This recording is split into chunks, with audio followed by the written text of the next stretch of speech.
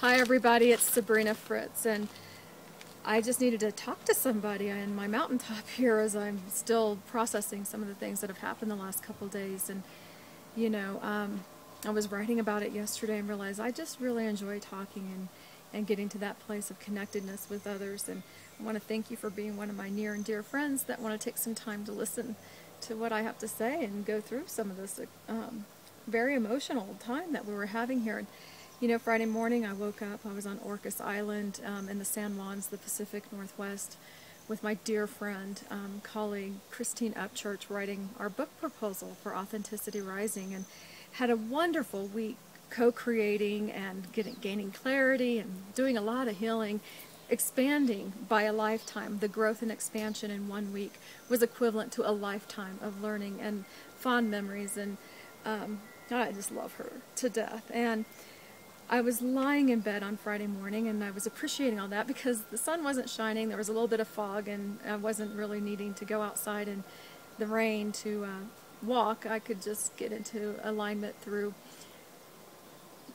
meditating and reflecting on the wonderful week I had. And so I was feeling really good, and my phone rang and I answered. As my husband calling, and that was great. I love talking to him when I'm in alignment, you know what I mean?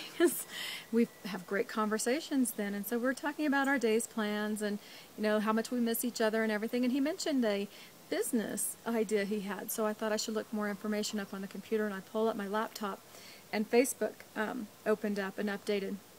And I noticed rather quickly a friend of mine here in the mountains in Conifer, where I live, had posted something indicating that something bad had happened in Aurora, Colorado, where I had lived for 11 years. It was the place I moved to when I was pregnant with my eldest daughter, Brandolyn, and it was home for 11 years. And my son was born in Aurora as well. We moved up here to the mountains when I married my husband, Greg.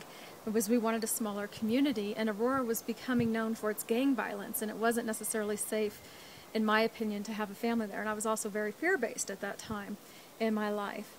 And, you know, it's like I felt the deep devastation of this community and the state as a whole, and the country as a whole, and then the world as a whole, about something so senseless to take place. And we stop and we pause and we ask, you know, why?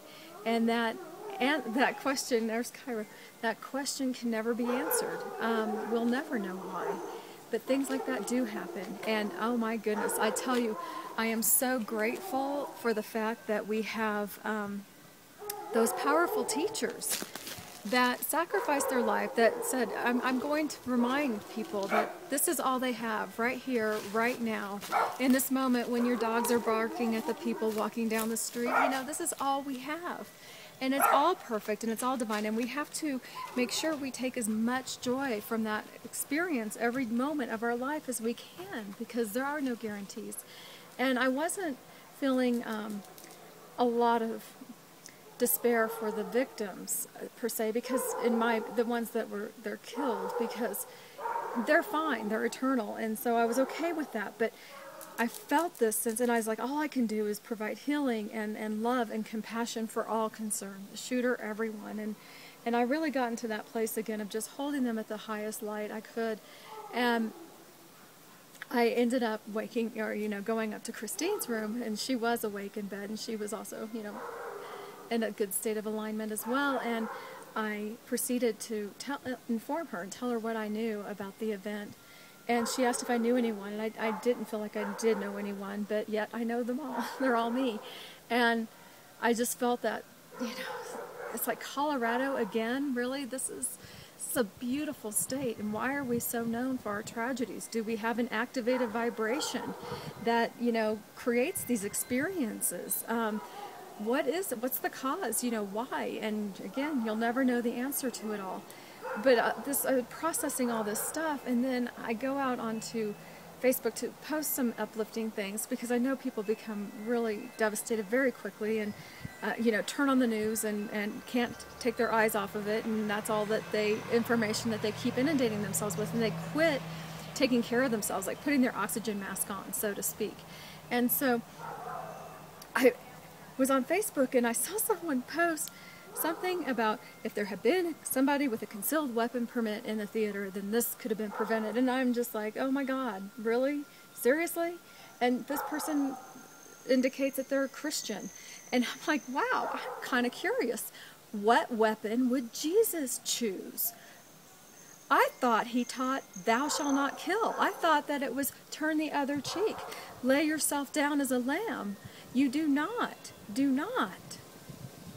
fight violence with violence. It makes no sense. And then that's the thing, is like I get out of alignment because I'm starting to judge. And I know Jesus doesn't want us to judge either, but it's just like the limited consciousness that's on this planet at times, I'm just still so surprised. And I was like, come on, let's see the bigger picture here. Let's see the bigger picture here. Are we putting too much stress on people to perform? You know, this was a brilliant graduate student, top of his class, in neuroscience. You know, you don't expect that from someone like that. You just don't. And it does happen because that's the relief he thought he was going to need to make him happy for whatever reason. And it's just, you know, one could argue, I start to get into the blame of the fact that we live in a society where our government, the American government, spends more money on war than it does on education or healthcare combined.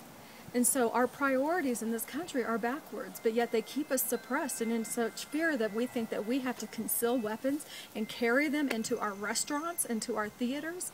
I mean, oh, see, this is how. So how do I stay in alignment with all this going on? Because you know what I know deep down inside? It's all information.